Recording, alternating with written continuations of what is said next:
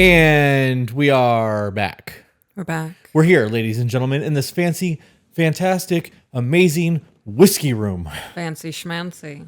I'm super pumped. I really like how it looks in here. Me too. You know, I was sitting on the patio and I looked in and I saw my plant room and I was like, oh, my plants look so good in there. Like, I'm really getting the thing going. Yeah. And I looked a little bit past it and I saw your whiskey in the background and I was like, oh, look at his room. I was like, our rooms look so good together. I'm like, I'm so blessed. When your plant shelf gets full and it's just a wall of greenery draping down the back of that with vines and plants and shit like that, it'll be a natural backdrop for when we record people sitting in those chairs. It would be, yeah. Be pretty wild.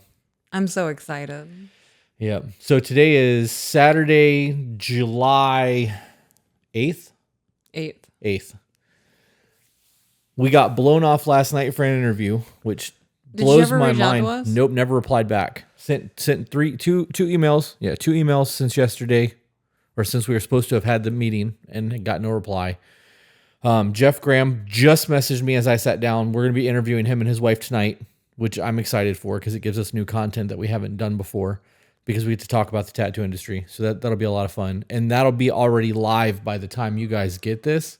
I'm very curious to see how good this room looks on camera. Yeah. This is going to be Ruminations and Revelations 6. We don't have a set topic. I just wanted to sit down and record a little bit and bullshit with my woman. Refrigerator kicked on. I wonder if that's going to come through the mics. What? I got a nifty new little watch today. Got you a Garmin? I love it. It's so pretty. Look at it. It's nice and dainty and it's pink. I need to intro the give a Garmin. Is that a thing? The commercials. I've never seen a Garmin commercial. Yeah. I could be wrong. That might not be it. Huh. I know Gerber, like Gerber babies. Yeah, no, it was a Christmas commercial for the Garmin GPS systems. Give a Garmin. Oh, they also have GPS systems? Mm-hmm. Your watch has GPS built into it. Yeah, it does. I have you as an emergency contact. Yeah. Yeah, in case I ever go missing. I hope that never happens. That would suck. Yeah. It would really suck, especially if I just wander off somewhere. Yeah. How the fuck am I going to explain that? I really can go nowhere without you. Did they ever talk about the time I ended up at the airport on the podcast? I don't know if you did or not. I think you talked about it on a live stream. Yeah, so we were getting our windows tinted. And I left before you did, and I'm jamming out. I believe it was Lovely Day that was on. I was hitting the note. I was like, hey, holding it right. And I look out, and I'm at the international airport, which is not the interstate, which is not my way home. Yeah.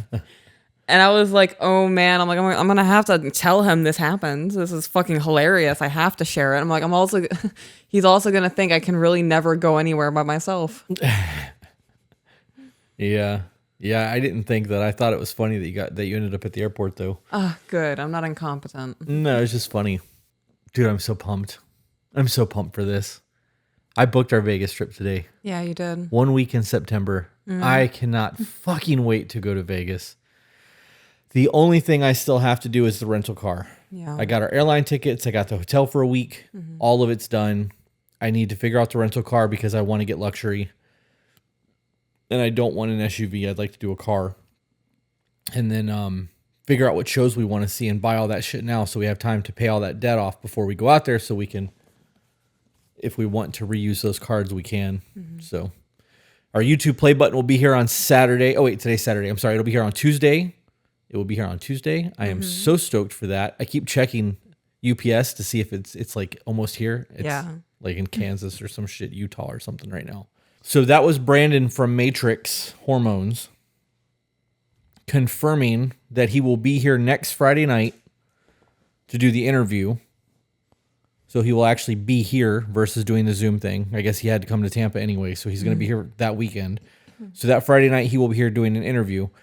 For those of you who are aware of what I'm doing, Matrix Hormones is going to be replacing our Titan Medical link. Titan has not really been doing a kickback to us for all the promoting that we've been doing for them. And now that we have reached 100,000 subs and we've got 1 million plus on YouTube, TikTok, we wanted to do something that was going to actually help the podcast move along in terms of sponsorships. Normal progression for things like what we're doing. They do insurance and Titan doesn't. So they're cheaper, by like a lot.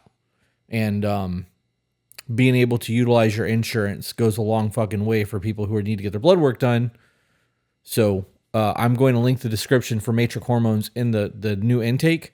And if you guys need your hormones done and you're going to go do that, you're going to go that route, make sure that you when it asks for who referred you, you tell them to be better.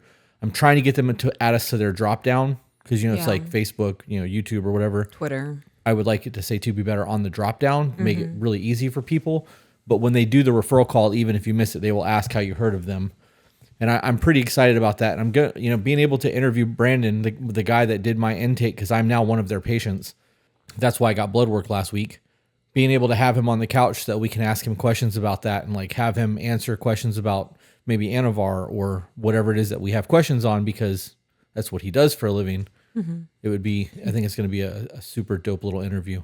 And I also think it'll help solidify all the shit that I've talked about, the necessities of getting your blood work done and having hormone replacement therapy if your shit's messed up.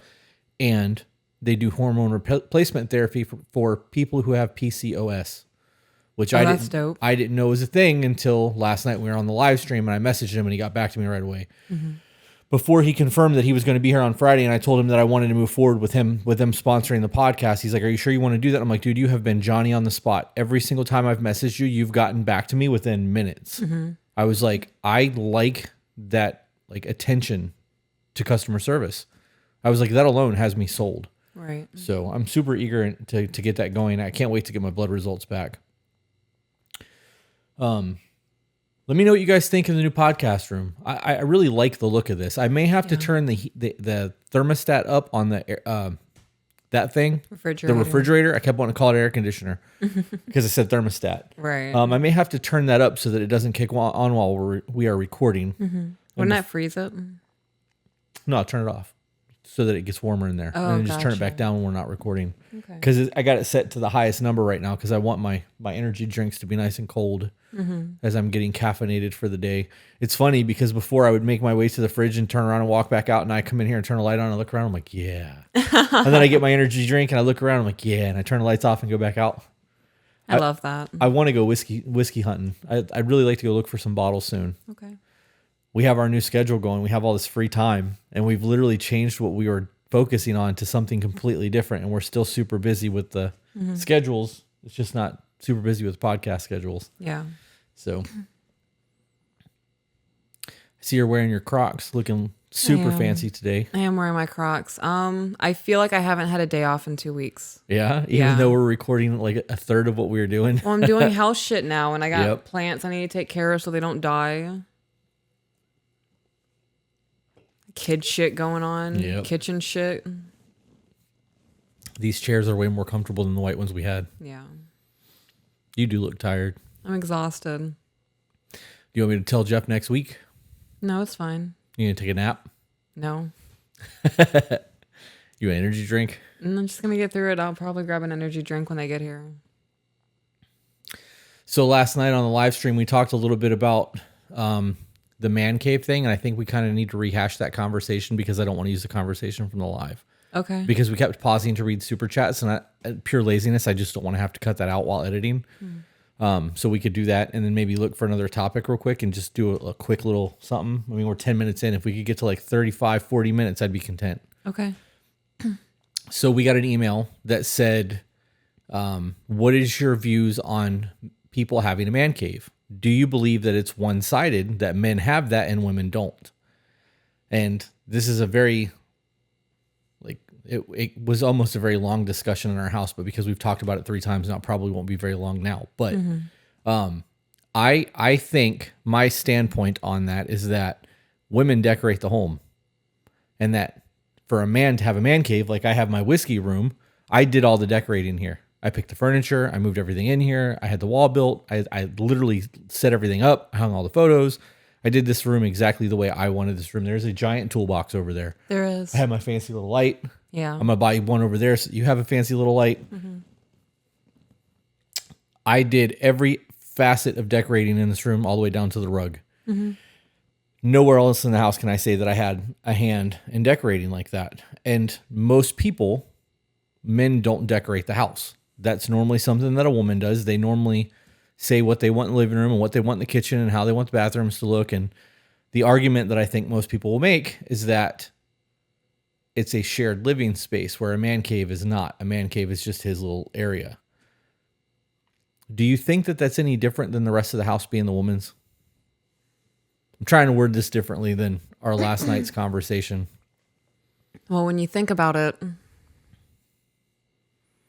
every house that I've been to, you can tell when it belongs to a woman and when it belongs to a man. I've walked into dudes' houses and there were like those cheap $10 lawn chairs in the living room and a coffee table. And then the kitchen table is that flimsy white table that folds out with bar stools around it. So fun fact, I was that guy who had lawn furniture in his apartment at one point. Yeah. Yeah. My very first place ever that I rented that was mine was a duplex that was attached back to back, like cat dog. Yeah. And I was poor as shit. It was in a really bad neighborhood. Right. And we had stolen lawn furniture in my living room to sit on. That's crazy. And we had somebody, you know what a chair and a half is? No. It's like a normal chair, but it's okay, a chair and a half. It's not double wide. It's not. No, it's not a love seat. No. It's like 1.5 instead of 2. So it would accommodate my hips. And then probably a small child. Okay. So they're an oversized chair, and I found one of those on the side of the road, and I picked that bitch up and carried it over my head all the way back to my house. So I had 2 pieces of plastic lawn furniture that we stole. I was like 17 years old, and then that big ass chair and a mattress in my living room, and that was my living room furniture. And we had an old TV that was not a flat screen; it was just an old box television, and that was how I furnished my first house. Yeah. At one point, we had a blow up chair, like one of those Spencer's inflatable chairs. We didn't have no money. Like we did what we had. Yeah. But you're right it's so fucking bad looking back on it. And I'm almost positive I have photos of this shit. That's hilarious. Like actual photos, like pictures, not, like look at my screen. Shit. Yeah. God, I'm so glad cell phones weren't a thing back then in terms of like picture phones. But you're right in that decoration looks different from men decorating versus women decorating. And I believe that in most relationships, when it is a man and a woman, when the living room gets decorated and things are getting hung up and couches are being bought, they're being picked by the women. Men are not going to spend the same amount of time in the living room, in the kitchen, in the bathrooms, on the couch, hanging out, doing that shit on the porch. They're going to be at work, in the garage, in a man cave if they have one, and in the bedroom.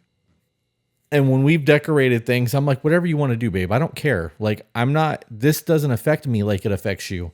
You want to feel cozy and warm, and I just want to make sure my pew-pew's nearby. Like, I don't need all of that. You know what I mean? So for the person who emailed us, she said, do you think it's not fair that men have that and women don't? Well, women do because they have she sheds. I hate that word so much. Yeah? You just, every time I say it, you want to say it, don't you? Can you even say it? Fuck you. How dare you ask me that? Can you? She shed. No, I meant the rhyme that every time I say it, you want to. Oh, she shed she shells by the seashore. Seashore, she shell. Onomatopoeia.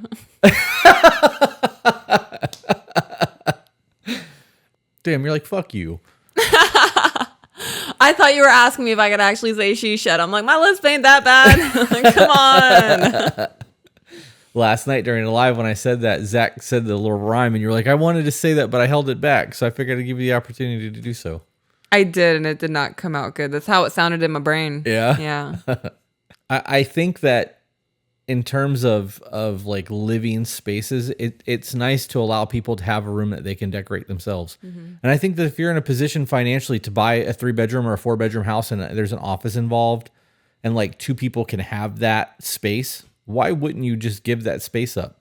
Like if you wanted a plant room and we had an extra room here, to go for it. If you wanted to do arts and crafts or a teaching room for the kids, I have what I want out here. You know what I mean? And if we ever get a warehouse or a barn dominium, like we will design that together so that like there are parts of the house that are clearly my design and others that are clearly yours. And then we'll have some cohabitation going on. Because I think the two of us designing a bathroom together would make for a dope ass bathroom. So do you have anything else that you would like to add on that topic? No, not particularly. Okay, then I'm going to go on to the cheat sheet. Okay. And look for the next little discussion we can have, because some of these are not going to be very long. And this is going to be more of a hangout session for everyone. This topic is raising children in traditional households. Okay. One of it says, question, will dressing up for her husband make her daughter think her natural beauty isn't good enough? No, because I'm not wearing makeup at 5:00 in the afternoon. When we're leaving in the morning and I tell you goodbye and we have our little interaction in the morning, they get to see that intimacy between us and that love with no makeup on my face. Right. I actually have I'm going to ask a question to your question, not yours, but to theirs. Do you not put makeup on when you go to work? Like if you have a job, a normal day-to-day job, some level of face putting on happens. Right. I only know a few women who do absolutely nothing when they go to work every day. Mm-hmm. So would that be the same thing that you're teaching your daughter, that natural beauty is not good enough if you wear makeup to go to work? That's a good question. I think you guys look too into these kind of things. And if you feel that could be a problem, wouldn't the answer to that actually be to have a discussion with your daughter? Like, hey, I do this because it helps me feel good about my self-esteem, or dad likes it when I dress like this, or you know what I mean? Like, why wouldn't that conversation be had so you can actually explain that to the young girl? You know, that would be a conversation that I actually plan on having when she becomes a teenager. Right. I have a whole list of things that I plan on talking to the kids that I have never been talked to that I was never spoken to about when I was a child. And I don't hear other parents talking about with their kids. And that's definitely going to be a conversation. Because in long-term relationship, it is important to doll yourself up and go above and beyond every once in a while just to have that moment of like, yeah, that's why that's what happened in the beginning. That's why I fell for her, because she would do herself up like that and try her best. And yeah, I think that's actually a really important conversation to have. Yeah. And I think from my side of things, it goes a long way, because you used to do you still do your makeup. You got makeup on right now. Mm-hmm. You used to do your makeup every single day. I didn't see you without makeup on for probably, 2 years of knowing you. Yeah. And it's one of those things that, like, I noticed that, because that's something that you obviously have to take time to do, which means you're not like a dude who rolls out of bed 5 minutes before he's got to be to work and fucking rolls into clothes, into boots, and out the door. Yeah. You know what I mean? I know people personally who will hit that snooze button until they have no fucking choice but to get out of bed, get dressed, and leave. I mean, I hate to say it, but some of those dudes don't even make it to brush their teeth in the morning. Like, they literally just get up and walk out the door. And the ones who don't brush their teeth, anyways. So I think that was a very short one to be had. Yeah. Because when it comes down to it, you should be having that conversation with your daughter anyways. Mm-hmm. And if you think that your kids aren't watching, you're wrong, because they are. They're going to see everything. You. Right. But also, don't you think that you're setting a good example by taking the time to take care of yourself? Wouldn't that fall into self-care? Mm-hmm. Especially if you're one of those people who enjoy makeup? Yeah. Yeah. That was an easy one. Next. All right. Same topic. What words do you use in conversation with your kids, and how would you define submission in terms they understand, and for the boys to be the protectors and leaders? Let's read that one by one. What words do you use in conversation with your kids, and how would you define submission in terms that they understand? So if you were to talk to our daughter about submission when she's old enough to have that conversation, how would you explain that to her as that's unfolding? I would use our marriage as an example. That's exactly what I would do. I would point out the ways that you submit to me in our marriage and the way that I do to you. I would also show the way that I do it for her as my daughter and the way that she does it for me as her mom. You want to go to that party Friday night? You can go out, but you have to be home by 9 o'clock. I know you want to be out until 11, but I'd rather you be home by 9. You going, okay, Mom, you're submitting to my request of wanting to be home by 9 p.m. and I'm submitting to your request of wanting to have a go on a Friday night and go to a party. So you would explain it basically as an ebb and flow. It's an ebb and flow, and there's a respect behind it. Okay. There's a respect, there's a loyalty, there's a trust. You don't have that with somebody you meet on the streets. You don't have that with somebody when I say meet on the streets, I mean you pick them up a hitchhiker. Right. Like, right. You wouldn't have that with somebody who very clearly is trying to manipulate the situation, maybe take advantage of you or put you in a compromising situation. I'm also going to teach her about red flags and whatnot. There's a whole lot of conversations that go into all of that. It's not just a one-time conversation. It's going to be, let's revisit this. Let's talk about this. Did you have any questions? I think that's important that it is a prolonged conversation because you're going to get levels of understanding at different ages. Mm-hmm. And if you try to explain submission to a 10-year-old, they're not going to get it. Right. But as a young lady is in her 17 to 20 era, you can really explain that to them. And at that point, they have enough life understanding that you can have that conversation. So would you actually use the word submission or submit to a 17 to 20-year-old daughter? 17 to 20? Yeah. Yeah. And how would you explain what you mean by submission? Because people get really butthurt over that word. Being willing to find common ground where everybody benefits. I wouldn't be able to find another word. I would just have to define it. I can't think of another word for submit. When I think of the word submit, I now think of that scene in Cobra Kai where they're on that board in the water. Mm. If you're not paying attention to what the other person's doing and going along with what they are doing, you're going to fuck up and everybody's going to get hurt. You don't think that's more of like active servitude versus submission? I think the reason that people are asking that is because of the surrendered wife. Yeah. And those conversations, because Laura Doyle in that book very much is submit to your husband. Allow him to lead. What? Why am I verping so much? I must put my phone on Do Not Disturb. Welcome to my world. It'll still come through. Really? Mm-hmm. That's why my phone is silent, but my watch. Well, it's only because there's things happening behind the scenes right now. Yeah. I'm never this popular. So in that sense, when it comes to a husband and wife dynamic, so you're asking me at 17 years old, would I use the word submit with her? Mm-hmm. Yes, I would. Okay, and how would you explain the submission aspect? Because at 17 years old, you're obviously not having a dom-sub relationship conversation with your daughter, but in a husband-wife situation where you are allowing him to lead the house, and that submission needs to happen. Because I got to be honest, when these conversations happen, the only input that I have to her is to find a good man that is capable of leading. Right. And if you don't have that, you don't submit to him. But I would leave the submission conversation to you. So this isn't going to be a 5-minute conversation on the podcast. I plan on having a binder ready. I'm serious. Fucking old school pinpoint. Yeah. If I could get a projector or something, there's so much that goes into it. You have to, fuck. I'm overthinking it. So in regards to the husband and wife scenario, I would say the example I would give is not going to the bar on a Friday night until 2:00 in the morning in provocative outfits alone or with a group of friends. That is a safety thing. It's not, I don't want you to have fun. It's not about you not having your freedom. It's purely the aspect of anything could happen to you. You could get drugged and I'm not there to protect you.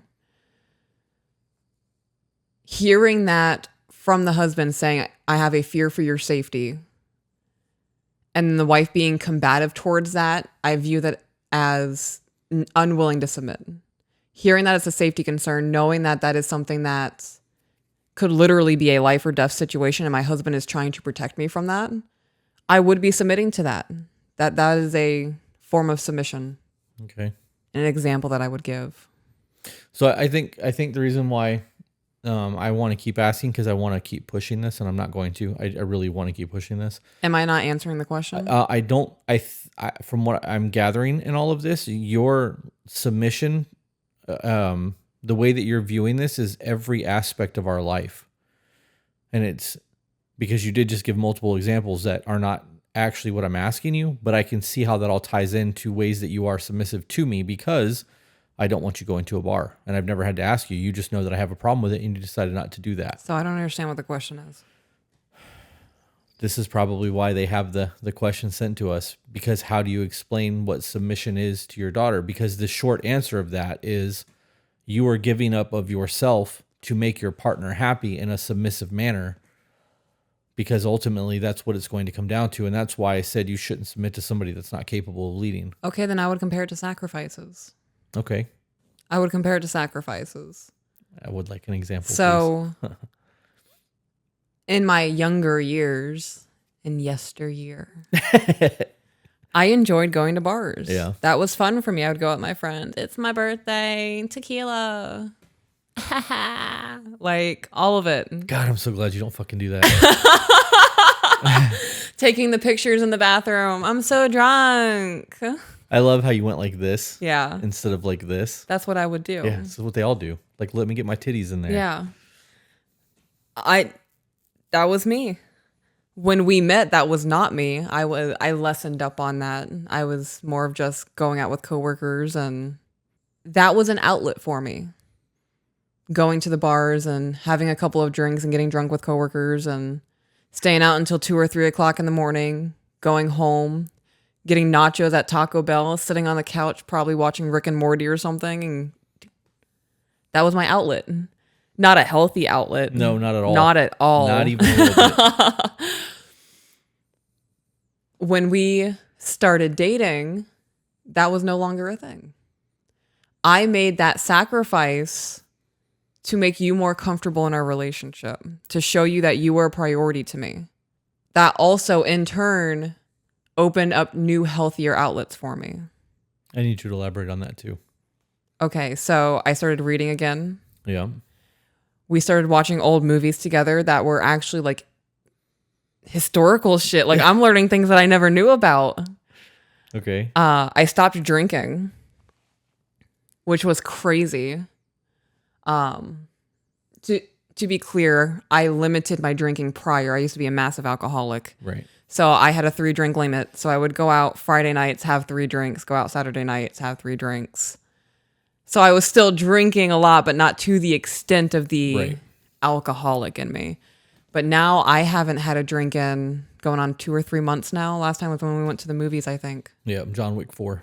Yeah, I think that was it. Yeah, that was a sacrifice that I was willing to make.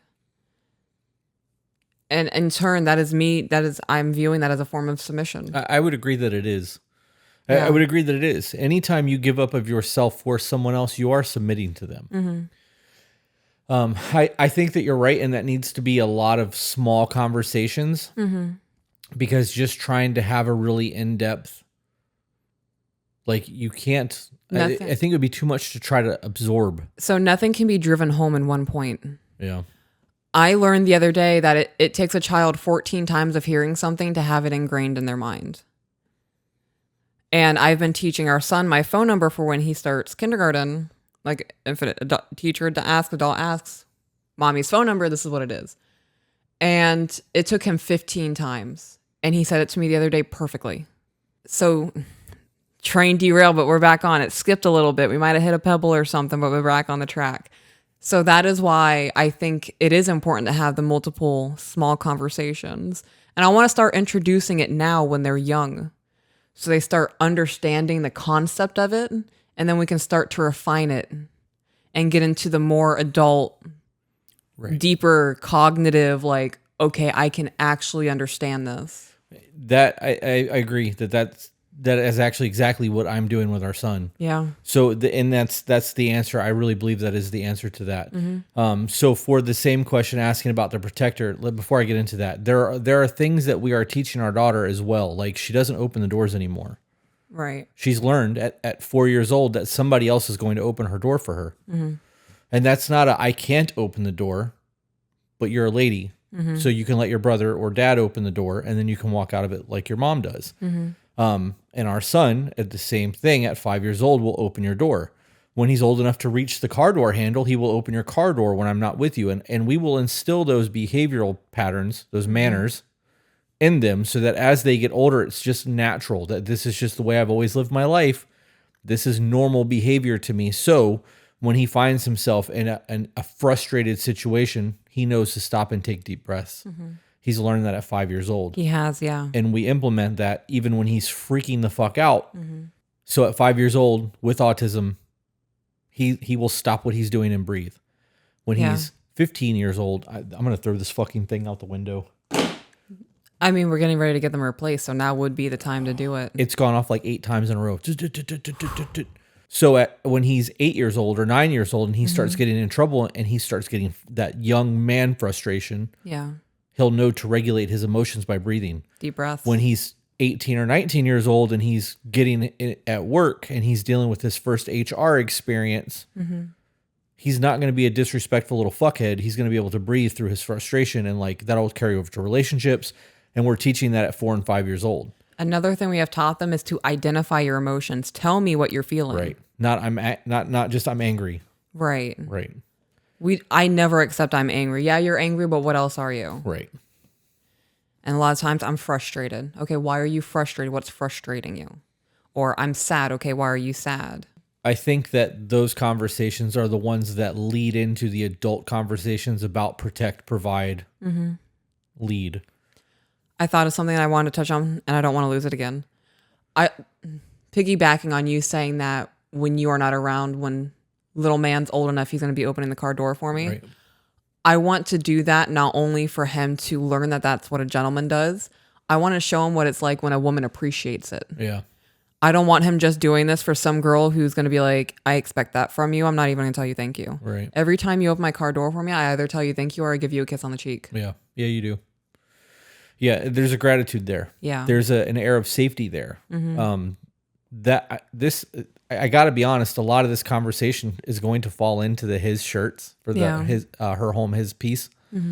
Because of the way I believe men are supposed to conduct themselves as a husband. So, in all of those things, teaching him his manners, we're at 5 years old. He has an understanding of life, but not an understanding of vernacular. So like there are a lot of words he doesn't understand yet. Yeah. And we're trying to have him repeat things back to us. And then we ask him, do you know what that means? And if he says no, we try to explain it in a way that a 5-year-old can understand. I know that that's not always going to be the case. As life happens, he's going to understand certain words have a certain tone to them. And then as he goes through schooling and learns definitions and understands the vernacular of things, it's going to have a very different meaning to him when he goes, oh my God, that's what they were trying to teach me. And I think that that's starting now through repetitive behavioral corrections and repetitive patterns and traits is going to set him up to naturally be that leader. And to naturally want to protect those who are weaker, because we don't allow bullying. And like, because they're so close in age, they're starting to get to the point where they want to fight and like physically get on each other. And we're having to correct a lot of that behavior right now. And right now it's hard for him to understand these things. But I always tell him, when you start doing that, like we're not bullies. We're protectors. If somebody was beating your sister up, then it's okay to be violent with them. But you don't put your hands on your sister ever. Like you don't do that. You don't hit women. And we're instilling that in him now so that when he's older, these are just, it's just the way it is. Yeah. I was taught this way, and that's all there is to that. But I think that you're right, and that those conversations are micro conversations throughout life. Yeah. And then big conversations when they really have the brain capacity for it. And I also think that those big conversations need to be had, like I said on one of our episodes, that you can learn a lot from a fishing trip. One of those things for me would be like me taking little man out somewhere. Not to a bar, but like man shit. Like let's go to watch monster trucks, or go to a drag car event, or a demolition derby, something fun, or a hunting trip.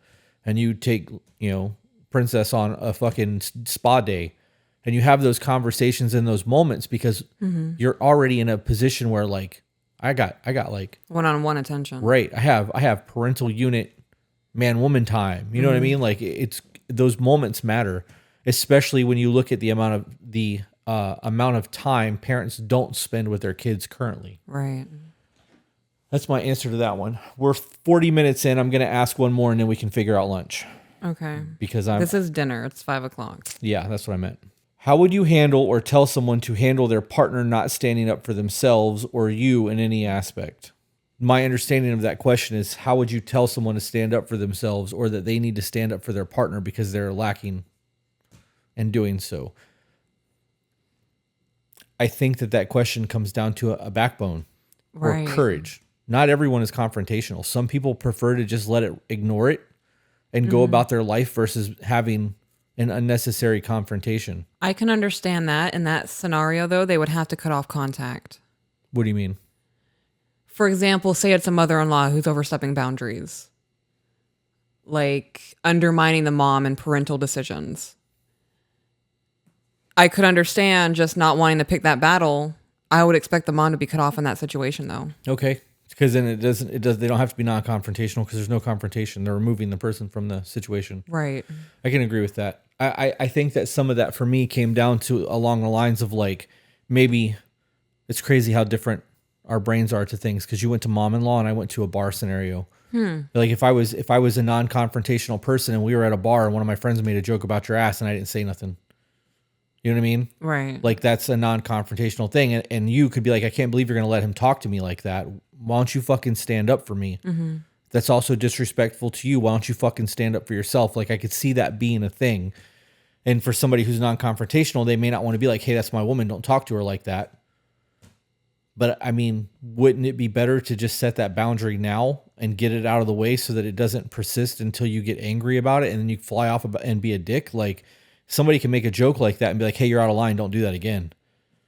And that could be enough to correct the situation. Very rarely is somebody going to blow up over you and be like, what are you going to do about it? You know what I mean? Like you're not in middle school. Mm-hmm.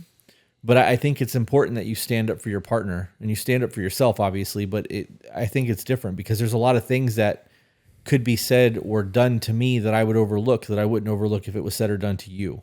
Likewise. So it's one of those things that like you protect. Like, what does that say about the way we feel about ourselves? Because you protect the things you love.